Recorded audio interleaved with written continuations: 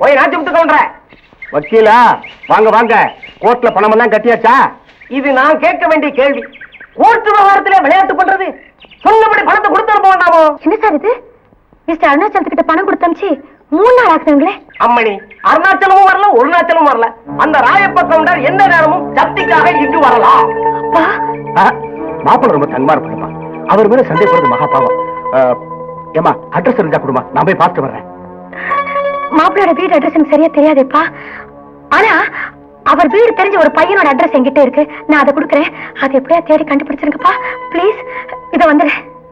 ஆணையும் பெண்ணையும் சேர்த்து படைத்தான், ஆண்டவன் காதலை நெஞ்சில் விதைத்தான், ஆணவக்காரன் கண்டு கோதித்தான், ஆணையும் பெண்ணையும் ஏன் பிரித்தான், சோதனையானது நல்ல மனது, வாழ்க்கையில் வேதனை தீராது, பாமரம் தானே இந்த சகுனி, நாடக மேடை பார்த்தானே.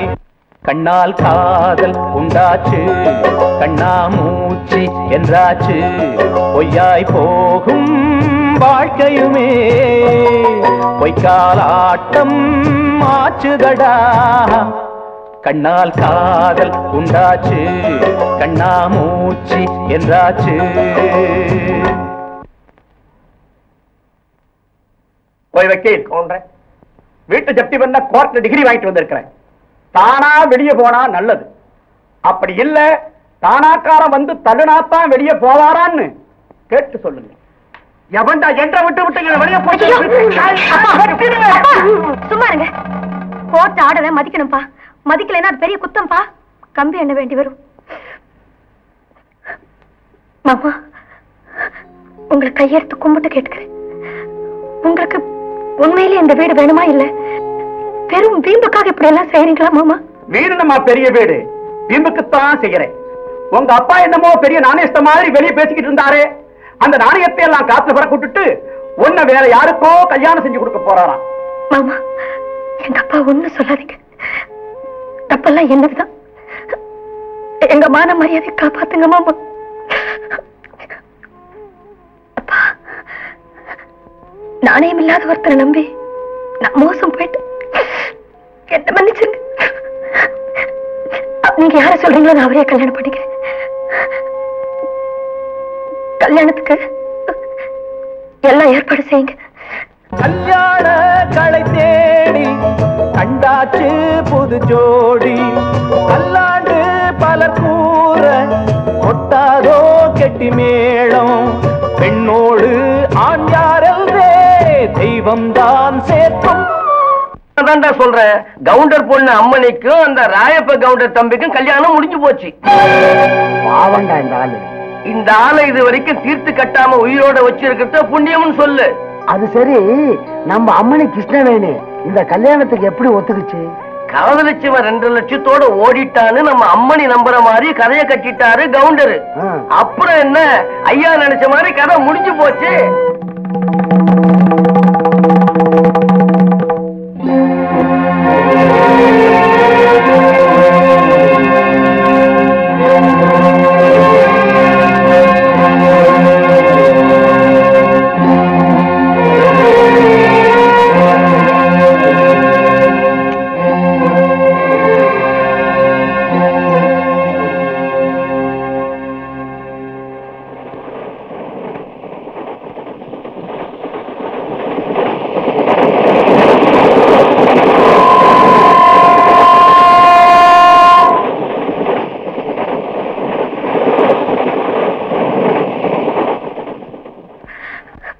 படிக்காதவன் எங்க அப்பா நடத்தின நாடகத்துல படிச்சு பட்டம் பெற்ற நம்மளே ஏமாந்து போயிட்டோம்.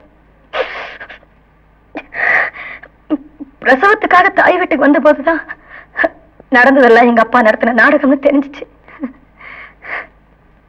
என்ன செய்ய முடியும்? அந்த நேரத்துல மனசுல ஏற்பட்ட வேதனை பிரசவ வேதனையே மறக்கடிச்சிருச்சு. நாளாவட்டத்துல நானும் சராசரி பொம்பளை ஆயிட்டேன். சொர்க்கத்துல நிச்சயிக்கப்பட்ட கணவர் அவர் தான் நினைச்சு நானும் பழகிட்டேன். கடவுள் தயவால அவரும் நல்லவராகவே இருந்துட்டார். ஆனா ஒண்ணு, இதுவரைக்கும் நம்ம பழைய உறவை பத்தி அவர்கிட்ட எதுவும் சொல்லல. நடந்த எதுவும் அவருக்கு தெரியாது. ஓகே, நடந்ததை மறந்துட்டு இனிமே நடக்க வேண்டியதை பத்தி பேசுவோம். என்னத்த பேச? இந்த மாதிரி லட்சத்துல ஒருத்தர் கூட நடக்காதுங்களே. தாய் விரும்பின ஒருத்தரே மகளும். ஐயோ, ஆனா நான் லலிதாவை ஒருபோதும் அப்படி நினைச்சதில்லை. எனக்கு தெரியுங்க. தற்கொலை முயற்சியில ஹாஸ்பிட்டல்ல சீரியஸா கிடந்து அவளை காப்பாத்துறதுக்காகத்தான் எங்க கல்யாணத்துக்கு சம்மதிச்சிங்க. இப்ப என் மகன் தெரிஞ்சு போச்சே, என்ன செய்ய போறீங்க? உன்னை வேறொருத்தர் மனைவியா நினைக்கவும் மதிக்கவும் பழக்கப்பட்டு எனக்கு லலிதாவை வேறொருத்தர் மகளா நினைக்க முடியல Krishna. I'm sorry missus Ramanathan. இப்போ இந்த உறவுக்கு முற்றுப்புள்ளி வச்சு இந்த கல்யாணத்தை நிறுத்தணும். அது மாத்திரம் இல்ல, இன்னொரு விஷயம். எந்த காரணத்தை கொண்டும் நம்ம விஷயம் வெளியே தெரியவே கூடாது.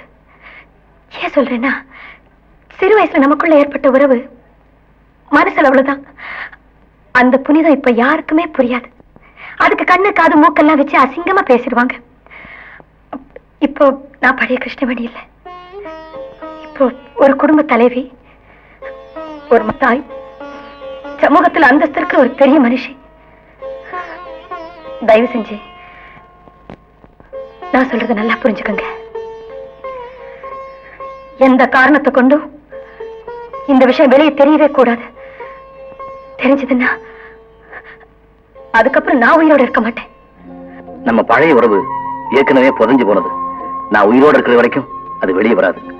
அதே சமயத்துல பிடிவாதத்தினால தற்கொலை வரைக்கும் போயிட்டு லலிதா மறந்துடுன்னு சொன்னா மறுபடியும் தற்கொலைக்கு முயற்சி பண்ணுவா. எப்படி தன் மனசுல என்ன குடி வச்சாலோ அதே மாதிரி அவளே தன் மனசுல இருந்து என்னை எடுத்து வெளியேறியணும். அதுக்கான சூழ்நிலை உருவாக்கணும். சூழ்நிலை உருவாக்குறதுக்காக உங்க வயிறை நீங்க பணிய வச்சிட மாட்டீங்களே? சேச்சா, தற்கொலைங்க செயலையே வெறுக்கிறவனா? அப்படி செஞ்சுட்டா மட்டும் லலிதாவோட பிரச்சனை தீர்ந்து போயிடுமா? தீராது. என்னையே நினைச்சுக்கிட்டு இத்தனை வருஷம் நீங்க தனிமையில வாழ்ந்த மாதிரி உங்களையே நினைச்சுக்கிட்டு அவளும் தன் வாழ்க்கையை வீணாக்கிக்கோ. என் சுமையெல்லாம் இப்போ நான் உங்க தலையில சுமத்திட்டேனா? சுமையா? பொருளே இல்லாத என் வாழ்க்கையில ஒரு பொறுப்பு. எல்லாம் நான் பாத்துக்கிறேன்.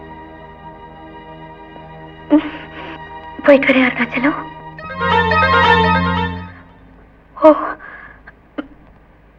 நான் புறப்படுறேன் மிஸ்டர் அருண்.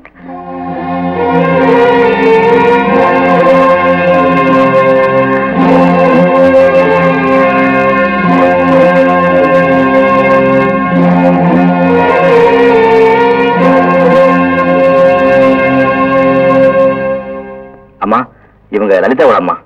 அடடே, நம்ம சம்பந்தி அம்மா. சும்மாவே பேசி அனுப்பியே. வாங்க சாப்பிட்டு போலாம். அது வீட்டுல விருந்தாளிங்க எல்லாம் வந்திருக்காங்க, நான் போகணும். முதல்ல வீட்டுக்கு வந்துட்டு ஒண்ணும் சாப்பிடாம போறீங்களே? என்னம்மா அது, அர்ஜென்ட்டா போகணும்னு சொல்றாங்க. நீங்க புறப்படுங்க. வரேங்க.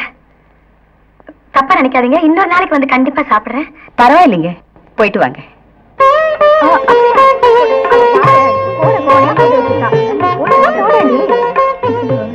நீ அந்த பக்கமே போட்டுட்டு மெதுவா மெதுவா இல்ல, அத போட்டுட்டு இருக்கல, சும்மா தொலை பேசிக்கிட்டு.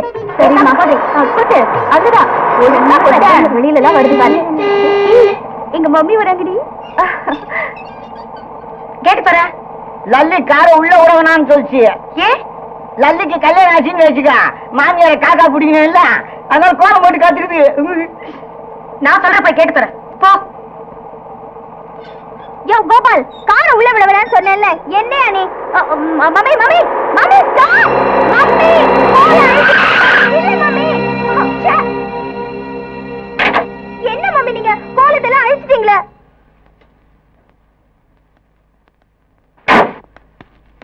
என்ன வேண்டியது? காலையில இருந்து அந்த பொண்ணு கஷ்டப்பட்டு கோலம் போட்டுட்டு இருக்கா, அது மேலேயே காரை ஏத்திட்டியே. அழியிற கோலத்தை தானே உங்க பொண்ணு போட்டிருக்கா, அதனால்தான் நானே அதை அழிச்சிட்டேன்.